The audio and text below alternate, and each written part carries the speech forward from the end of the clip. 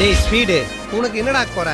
ராசா மாதிரி இருக்கடா, நிச்சயமா நீ கோடி கோடியா திருடுவிடா. ஆனா ஒண்ணு மட்டும் சொல்லியிருக்கலாம், உதவி இயக்குனர் இருந்த காலங்கள்ல அந்த வண்ணாரப்பேட்டை இடுகாட்டுலதான், அந்த புதைகுழியில தான் போய் படுப்போம். படுக்க எங்களுக்கு இடம் கிடையாது. பகல் நேரத்துல அந்த வாய்ப்புக்காண்டி அலைவோம், இரவு நேரத்துல கிடைக்கிறத சாப்பிட்டுட்டு அந்த கல்லறை நெருங்குறப்ப ஓடி போய் படுப்போம். தம்பி, இந்த மாதிரி கொண்டைய இந்த ஊர்ல நான் பார்த்ததே இல்ல. ஏமா இந்த கொண்டை கொஞ்சம் மேல தூக்கு. சிமெண்ட் கேக்குறாங்க. வடாப்பட்டு ஜெயலட்சுமி கல்லறையிலையும் சோபா கல்லறையிலும் அப்ப 2 நடிகை இருந்தாங்க, இறந்துட்டாங்க, அவங்க தற்கொலை பண்ணி இறந்துக்கிட்டாங்க அப்படின்னு எனக்கு ஆச்சரியமா இருந்தது. சரி, நீங்க படுக்க போறது கல்லறையில, எதுக்கு நீங்க ஓடி போய் அந்த கல்லறை மேல படுக்கிறதுக்கு ஆசைப்படுறீங்க அப்படின்னா? எதனால டாக்டர் இப்படி ஆச்சு? சின்ன வயசுல இஷ்டத்துக்கு அரைப்படல் அடிச்சா இந்த மாதிரி ப்ராப்ளம் வரும். அப்ப சொல்றா, தம்பி அவளுக்கு கல்லறையில படுக்கிறப்ப அவளுக்கு கட்டி பிடிச்சி படுக்கிற மாதிரி ஒரு ஃபீலிங் இருக்கும் தம்பின்றாங்க. மச்சான் யாரும் பாக்கல,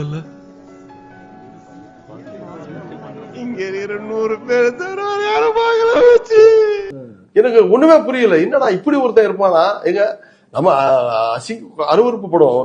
ஒரு சுடுகாட்டுல போய் படுக்கிறதுக்கு சாதாரணமா நம்ம விரும்ப மாட்டோம், அருவறுப்பு படுவோம். அது இறந்துட்ட ஒரு பெண் நடிகை கல்லறையில போய் இவன் வந்து அவளுகளை கட்டிப்பிடிச்சு படுக்கிற மாதிரி எனக்கு ஃபீலிங் வரும்னு சொல்றான் அப்படின்னா, இவனை மனிதனா நம்ம ஏற்றுக்க முடியுமா சொல்லுங்க? டேய், இவன் வேற என்னை ரொம்ப டார்ச்சர் பண்றான்டா. உனக்கு உண்மை தெரிஞ்சு போச்சு, உன்னை விடக்கூடாது. இன்னொரு பாயாசத்தை போட்டுற வேண்டியது.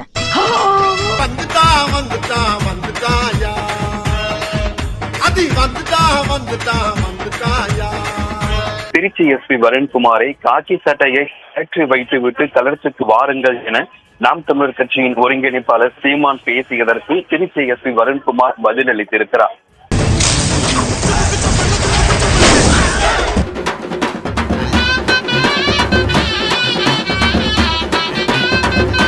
சிலர் போல் பிச்சை எடுத்து வந்தது அல்ல, இரவு பகலாக ரத்தம் சிந்தி தண்ணீர் சிந்து படித்து உழைத்து பெற்ற பதவி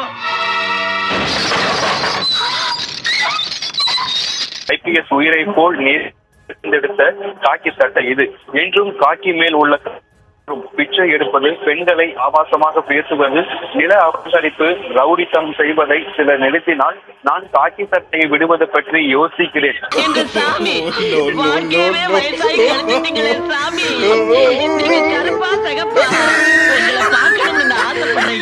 நான் காக்கி சட்டையில் இருப்பது அவ்வளவு பயமோ என நாம் தமிழர் கட்சியினுடைய ஒருங்கிணைப்பாளருக்கு திருச்சி எஸ்பி வருண்குமார் தற்பொழுது பதில் அளித்திருக்கிறார். பக்கத்து வரைக்கும் போயிட்டு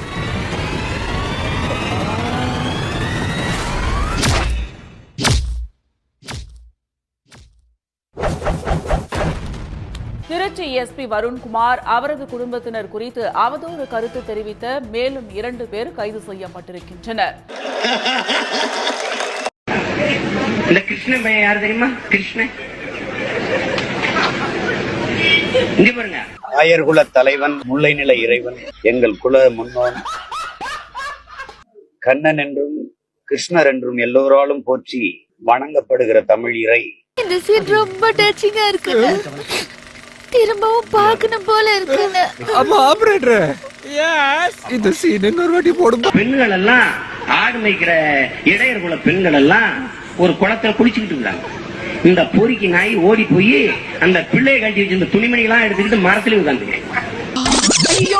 என்னாச்சு? மாயோன் புகழை போற்றுகிற நாள் இன்று. இந்த நாள் மட்டுமல்ல, ஒவ்வொரு நாளும் மக்கள் அவருடைய புகழை போற்றி பாடிக்கொண்டுதான் இருக்கிறார். தவிர்க்க முடியாத தருணங்கள்ல இந்த மாதிரி அதிரடி முடிவு எடுத்துதான் ஆகணும். இந்த பிள்ளைய உடைய கலாண்டு போயிட்டாங்க. கிருஷ்ணா கிருஷ்ணா கொடுத்துருன்ட்டு மார்பவங்களை இப்படி மறைச்சிக்கிட்டு இப்படி பக்கவாட்டிலேயே நடந்து போகுது அந்த பிள்ளை.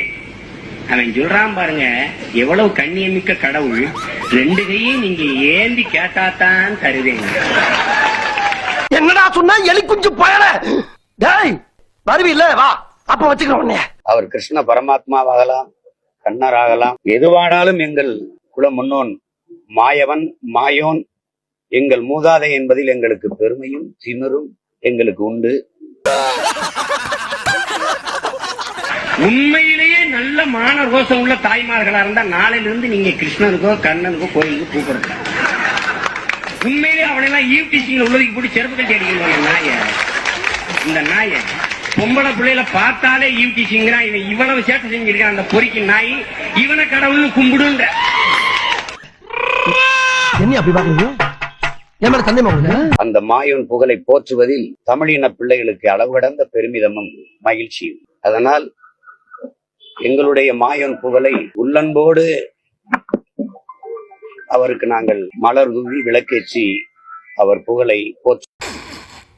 சரி அதுக்கு இதுக்கு சரியா போச்சு. விசிக தலைவர் தொல் திருமாவளவன் மற்றும் தமிழ் புலிகள் கட்சி தலைவர் நாகை திருவள்ளுவன் ஆகியோரை தீர்த்து கட்ட கூலிப்படையுடன் நாம் தமிழர் கட்சி நிர்வாகி தேவா என்பவர் வாட்ஸ்அப்பில் உரையாடியது குறித்து புகார் அளித்து எவ்வித நடவடிக்கையும் இல்லை என காவல்துறைக்கு எதிராக தமிழர் முன்னேற்ற படை தலைவி வீரலட்சுமி கொந்தளித்துள்ளார். சரி சார், வந்த விஷயம் என்ன சொல்லுங்க. மாண்புமிகு தமிழ்நாட்டின் முதலமைச்சர் அவர்களே, தமிழ்நாட்டின் காவல்துறை இயக்குனர் அவர்களே, சென்னை பெருநகர காவல் ஆணையர் அவர்களே, நான் சீமான் அவர்கள் மீதும் சீமானை சார்ந்தவர்கள் மீதும் ஏதோ விளையாட்டுக்காகவோ நகைச்சுவுக்காக பொழுதுபோக்குக்காக கம்ப்ளைண்ட் கொடுக்குறேன்னு நினைச்சிட்டு இருக்கீங்களா? இதுக்கெல்லாம் யாரு காரணம் தெரியுமா? பொழுதுபோக்குக்காக நாங்க புகார் கொடுக்கல. 29/7/2024 அன்னைக்கு சீமான் அவர்கள் மீது நான் ஒரு புகார் கொடுத்தேன். ஒரு மாசத்துக்கு முன்னாடி. அந்த புகார்ல என்ன மென்ஷன் பண்ணிருக்கேன் தெரியுமா?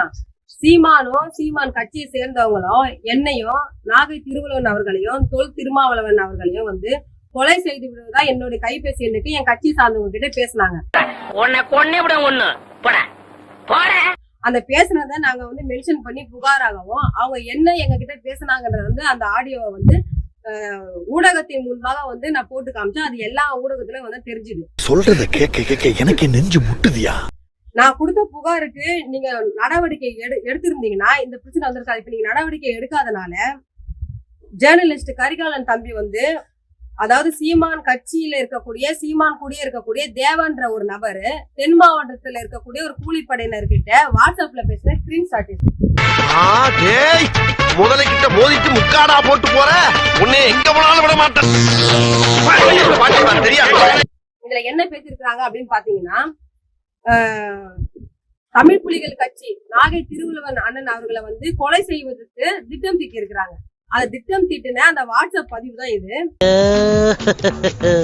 மரவட்ட மாதிரி இருக்கிற உனக்கு மசால் வட்ட சைஸ்ல எங்கேயோ ஒரு மச்சம் இருக்குடா. இந்த பதிவு நேத்து கரிகாலன் தம்பி அதை வெளியிட்டு இருக்கிறாரு.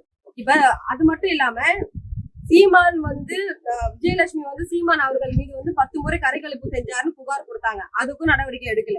வருவீங்களாடா? ஏன்ட்ட சரசம் பண்றக்கே ஓட்டாப்பே உங்களை பெற்றுறாங்களா? தந்தை பெரியார் அவர்கள் குறித்து மனை அம்மையார் அவர்கள் குறித்து இழிவா கொச்சைப்படுத்தி பேசினார் சீமான் கட்சியை சேர்ந்தவங்க. அதுக்கு புகார் கொடுத்து எந்த நடவடிக்கை எடுக்கல காவல்துறை. இவன் அவனா இருப்பானோ? ஆஹா, இவன் அவனே தாப்பா. உங்களுடைய தந்தையார் கலைஞர் அவர்கள் குறித்து இழிவா பேசி உங்க கட்சி தொண்டரே புகார் கொடுத்திருக்காங்க காவல்துறையில. அதுக்கும் காவல்துறை எந்த ஒரு நடவடிக்கை எடுக்கல. அம்மையார் ஜெயலலிதா அவர்களுடைய மரணத்திற்கு பிறகு ஜெயலலிதா அம்மையார் அவர்கள் 2 ஆம்பளைக்கு நடுவுல படுக்க வச்சிருக்காங்க, பாலியல் ரீதியா பேசிருக்காரு. அதுக்கும் புகார் கொடுத்திருக்காங்க ஏடிஎம் கட்சியை சார்ந்தவங்க. அதுக்கும் காவல்துறை எந்த ஒரு நடவடிக்கை எடுக்கல. அவங்க யாரையுமே தப்பிக்க விடக்கூடாதியா. அவங்க தூக்குல ஏத்தணும்யா, தூக்குல ஏத்த. அருந்ததியர் மக்களையும் தெலுங்கு மொழி பேசும் மக்களையும் இழிவு செய்து கொச்சைப்படுத்தி சீமான நேரடியா பேசுறாரு. அதுக்கும் புகார் கொடுத்திருக்கிறாங்க. எந்த ஒரு நடவடிக்கை எடுக்கல. இவளை இப்படியே வளர விட்டா நாம வளர முடியாது. பாக்கலாம் பாத்துற. இப்ப அதெல்லாம் போதாதுன்னு ஒரு அரசு பதவியில இருக்கக்கூடிய ஒரு IPS officer Trichy Varunkumar SP அவர்கள், அதுவும் அவர் சீனியர் SP அவரையும் அவங்களுடைய மனைவி அவங்களும் எஸ்பியா இருக்கிறாங்க, புதுக்கோட்டை எஸ்பியா இருக்கிறாங்க. அவங்களையும் இழிவா கொச்சைப்படுத்தி அவங்க குடும்பத்தாரையும் குழந்தைகளையும் இழிவு செஞ்சு பேசிருக்கிறாங்க. இந்த விஷயம் சார்பா அவங்க ட்விட்டர் கணக்குல இருந்த இவ்வளவு இழிவா ஒரு பெண்ணை, அது ஒரு காவல்துறை பெண் அதிகாரி இழிவு செஞ்சு பேசிருக்காங்கன்னு அவங்க அந்த மன உளைச்சல் ட்விட்டர் கணக்குல இருந்தே வெளியே போயிருக்கிறாங்க. அதுக்கும் புகார் கொடுத்திருக்காரு. அதுக்கும் காவல்துறை எந்த ஒரு கடுமையான நடவடிக்கை எதுவும் மேற்கொள்ளல. உலகத்திலே ரிஸ்க் இல்லாத தொழில் தான் இதுக்கு வந்த. இதுலயே எவ்வளவு ரிஸ்கா? அப்படி இருக்கிறப்ப இப்ப சீமான்ற அந்த பிசிற கண்டு தமிழ்நாடு அரசு அஞ்சுதான்றது நான் கேட்கல, தமிழ்நாடு மக்கள் கேக்குறாங்க. நான் எப்போ வருவேன் எப்படி வருவேன்னு யாருக்கும் தெரியாது. தொடர்ந்து சீமான் சீமான் கட்சியை சேர்ந்தவங்க தொடர்ச்சியா தமிழ்நாட்டுல வன்முறைய கலவர தூண்டுற அளவுக்கு சமூக வலைதளத்திலே கைபேசி எனக்கு எல்லாரும் தொடர்பு கொண்டு நேரடியா அச்சுறுத்தலை ஏற்படுத்துறாங்க. இது சம்பந்தமா காவல் நிலையங்கள்ல சென்னை பெருநகர காவல் ஆணையர்கிட்ட தொடர்ந்து நானும் சில அமைப்புகளை புகார் கொடுத்துட்டு இருக்காங்க. காவல்துறை இந்த நிமிஷம் வரைக்கும் புகாரை நடவடிக்கை எடுக்க மாட்டீங்க. கரெக்டா சொல்றானே, இது அப்படியே ஊருக்குள்ள தண்டாரப்பட சொல்லுங்கடா, நல்லா இருக்கும். சவுக்கு சங்கர் வந்து காவலர்களை வந்து இழிவா பேசுனாங்கன்றதுக்காக அவர் மீது வந்து நேர்மையா வந்து நடவடிக்கை எடுத்த காவல்துறை, பெலிக்ஸ் மீது நேர்மையாக நடவடிக்கை எடுத்த காவல்துறை, சீமான் மீது ஏன் நேர்மையான நடவடிக்கை மேற்கொள்ளாம இருக்கிறீங்கிறது நான் கேட்கல, தமிழ்நாடு மக்கள் கேட்கிறாங்க. எனக்கு 7 தினத்துக்குள்ள தமிழ்நாடு அரசு உடனடியா சீமான் மீதும் சீமான் கட்சியை சார்ந்தவர்கள் மீதும் வந்து உரிய கடுமையான நடவடிக்கை எடுத்து அவங்க சிறைப்படுத்தல அப்படின்னா நான் 8வது நாள் கோபாலபுரத்தில் உள்ள ஐயா கலைஞர் ஐயா அவர்களுடைய வீட்டு வாசல்ல என்னுடைய தமிழர் முன்னேற்ற படை கட்சி சார்பாக நான் தர்ணா போராட்டத்துல ஈடுபடுவேன்னு தமிழ்நாட்டின் முதலமைச்சர் ஸ்டாலின் ஐயா அவர்களுக்கு இந்த காணொலி வாயிலா தகவலா தெரிவிச்சிருக்கேன். இந்த வீடியோ உங்களுக்கு பிடிச்சிருந்தா கண்டிப்பா லைக் பண்ண மறக்காதீங்க. அப்படியே உங்க நண்பர்களுக்கும் ஷேர் பண்ணுங்க. நீங்க பண்ற ஒவ்வொரு லைக்கும் தான் இந்த வீடியோவை மற்ற நண்பர்களுக்கும் கொண்டு போய் சேர்க்கும். மறக்காம சப்ஸ்கிரைப் பண்ணுங்க. உங்க கருத்துக்களையும் கமெண்ட் பாக்ஸ்ல பதிவு பண்ணுங்க.